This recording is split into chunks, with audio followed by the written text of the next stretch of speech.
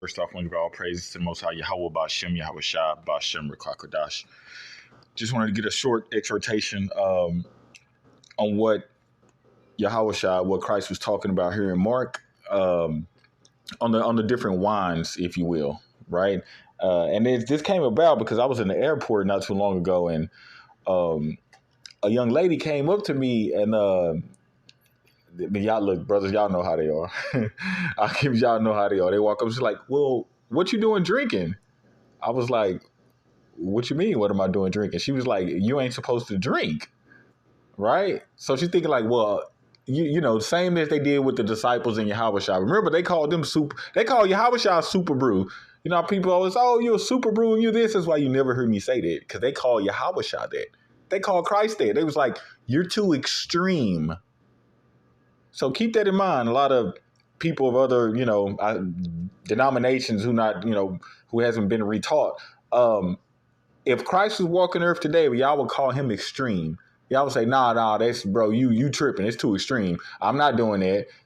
I'm not stopping wearing pants. I'm not stopping doing this. And I ain't finna not get my edge up all the way around and fade bald head. I ain't finna stop doing that. Y'all would say he too extreme, because this is what was going on. He was cutting people left and right.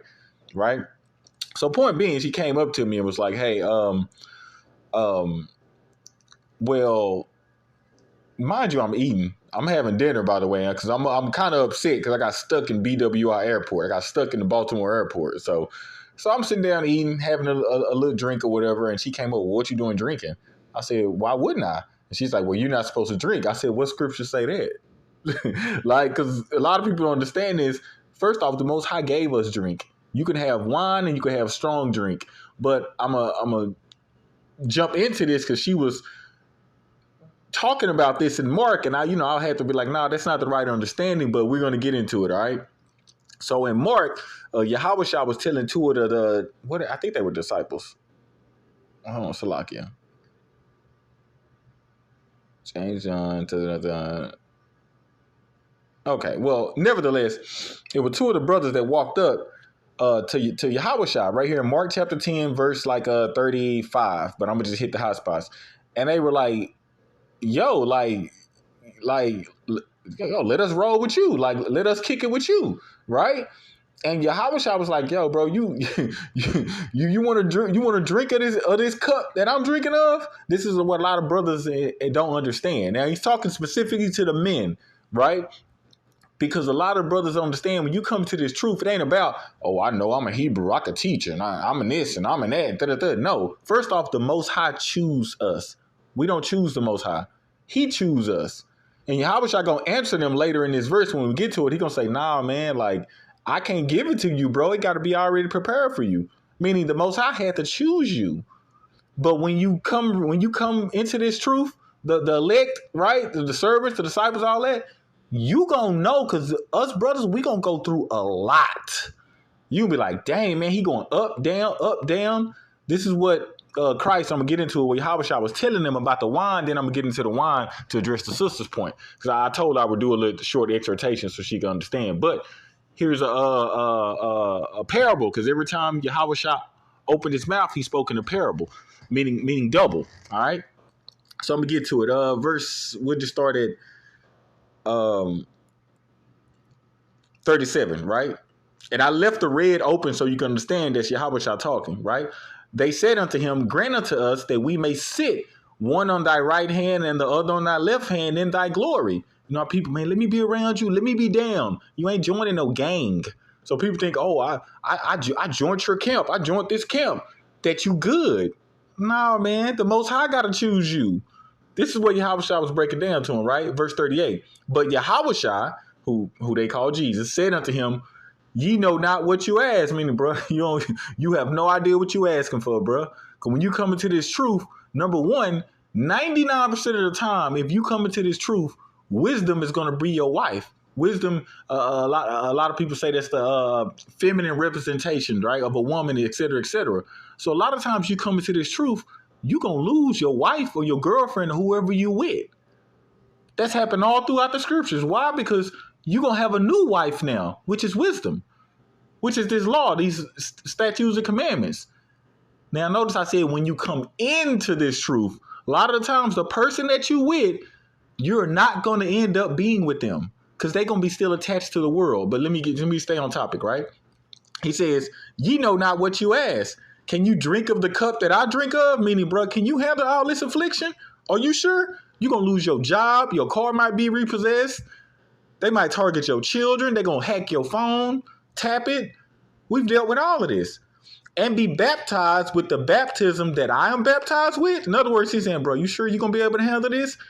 Because right now you got a 5-bedroom house and all of that. The Most High might take that away and see if you still going to rock with him. And they said unto him, we can. Yeah, bro, I got it. And Yahushua said unto him, all right, you shall indeed drink of the cup that I drink of. Now he's talking about that the cup of affliction, the drink of affliction, right? So that's also wine. That's why I'm getting into this, because there's different parables of wine, right? You shall drink of the cup that I drink of, and with the baptism that I am baptized. So we baptized, we're going to be tried as a gold in the furnace, in that fire, right? Tupac did a little song on it. He was like baptized in eternal fire. But people didn't understand what he was saying because he was a poet, like Solomon, like David a lot. They wrote poetry. Anyway. And with the baptism that I am baptized, withal shall ye be baptized. But to sit on my right hand and on my left hand is not mine to give. Meaning, you're going to come into this truth. You might, you Hebrew, you're like, okay, cool. You're going to get touched here and there. But, bruh, to have you sit on my left and my right hand, that's what Yahushua saying in verse 40. Look what he say next.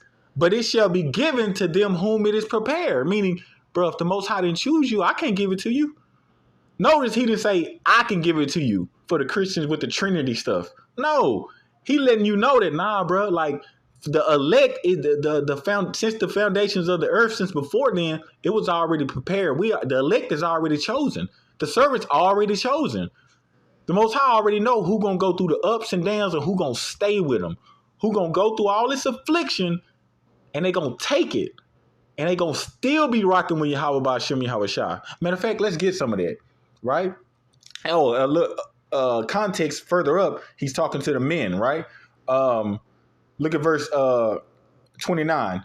And Yahushua said, verily I say unto you, there is no man, and he ain't talking about women too, because women think they're man here in America. So every time they see the word man, they think that includes themselves. No, because the leaders of the flock are the men of Israel. There is no man that left his house, because you're going to go through it, or brethren, or sisters, or father, or mother, or wife. You notice you don't see it says or husband, because he ain't talking to the women. Or children, or lands for my sake and the gospel, right? And the next verse is just going to say he's going to receive 100-fold, yada, yada, right? He's talking to the men. Us men who come in and go through this and drink of that wine, that cup of affliction. Let's get some more of that in Hebrews. Right? In Hebrews, it talks about the affliction. Look at Hebrews chapter 12.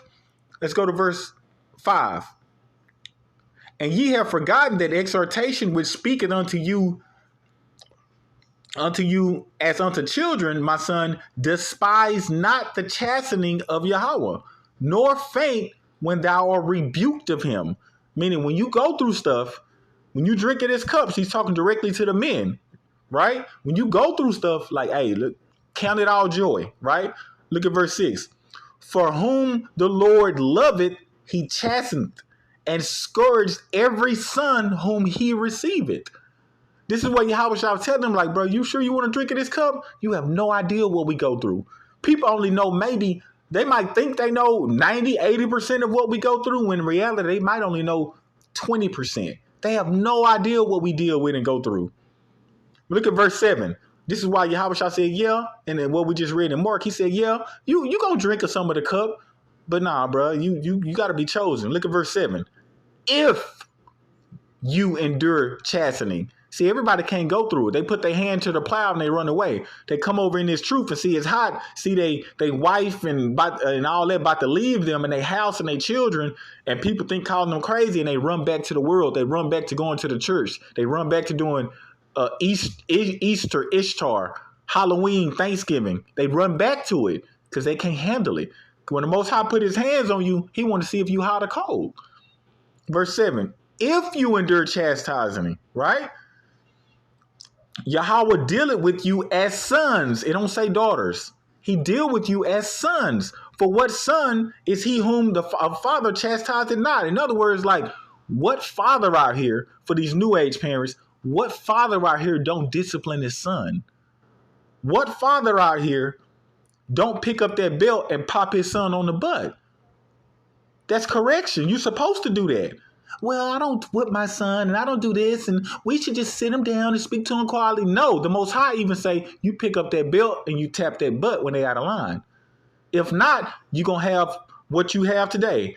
All the alphabet community running around and everybody running around naked and saying, oh, it's pride. Nah, man. If I run out the house naked right now, I'm going to get arrested for a decent exposure and they're going to book me. Verse 8. But if you be without chastisement, right? So if you go up in life and you ain't never got that belt, whereof all are partakers, then you are bastards and not sons. So the Most High going to put his hands on you. All right. So that's the wine and the cup of affliction, right? That the Most High was talking about. All right. So with that wine, it's a double fold meaning. Matter of fact, let's get that in the book of let's go to Job chapter 11, verse 6, right? To prove, first off, every time Yahweh shall open his mouth, everything was a parable. But we're going to prove that every time we read stuff, it means double to what we think it is. So when we read wine, you got to be keeping a righteous brother, got to be keeping the law, statutes, and commandments to understand and decipher the two. Job 11, verse 6. And that he would show thee the secrets of wisdom, the law, the word, that they are double to that which is. Know therefore that Yahweh exacted of thee less than thy iniquity deserved. That's something else, meaning the Most High punish us less than what we should get. The Most High said, if you a sister and you got a body count more than 2, that's high. That's whoredom. That's why Yahweh told that woman, you've had 5 husbands. And she freaked out. He said, all right, you good? You good? You didn't know. Go and sin no more. So according to the Most High, they would all be put to death. So even right now today, he ain't punishing us what we should be getting. You know, your mama said, I'm going to whoop your butt when you get home. And you get home and she don't whoop you. She let it slide. Then you mess up in school next week and then she whoop your butt harder and say, I didn't forget about what you did last week. I let you slide because you had a football game this weekend. I didn't punish you what you deserve. I let it ride. That's what that means. Now let's get into some of this wine, if you will, because I was talking to the sister. Matter of fact, I'll just cut straight to it because I got one of them up already, right? We go to Sirach, right? Ecclesiasticus chapter 31, right? King James Version Bible. We'll start at verse 25. All right. Show not thy validness in wine, for wine had destroyed many, right? It destroyed many, right? You get a DWI, you get killed in a car accident. A lot of us, of our friends have died on prom night after drinking. Same thing, right? The furnace proveth the edge by dipping, so doeth wine the hearts of the proud by drunkenness. Wine is good as life to a man, if it be drunk moderately. You're not supposed to be out here. That's why they promote it in these songs. White boy wasted, waking up 10 o'clock drinking. No, you got to drink it moderately. It's okay.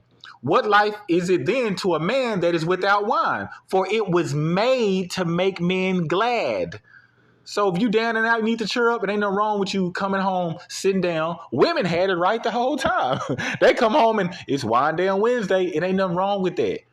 But get your butt somewhere and sit down when you're doing it. That's the Most High telling you. Right? Verse 28. Right? Wine measurably drunk and a season bringing gladness of heart and cheerfulness of mind. If your homeboy just got divorced, your homegirl just got divorced, it ain't nothing wrong with you say, hey, meet me out. Let's just grab a bite to eat. We'll get you a glass of drink and you chop it up with them. It ain't nothing wrong with that. 29. But wine drunken with excess maketh bitterness of mind and brawling and quarreling, right? Fighting. So we go to the club. What happened? By 1, 2 o'clock in the morning, niggas be in there fighting. Girls be, I don't want to go to that land some more. Niggas always fighting because they drunk. That's what it does. Right? Verse 30. Right? Drunkenness increaseth the rage of a fool till he offend. It diminished strength and make it wounds. Meaning, this ain't for everybody to do. It's okay for everybody not to drink. Some people don't like it. It's okay. You don't have to. Right? That's what he's saying. Like, hey, it's not for everybody. Everybody ain't supposed to be drinking anyway. Verse 31. This is for men and females.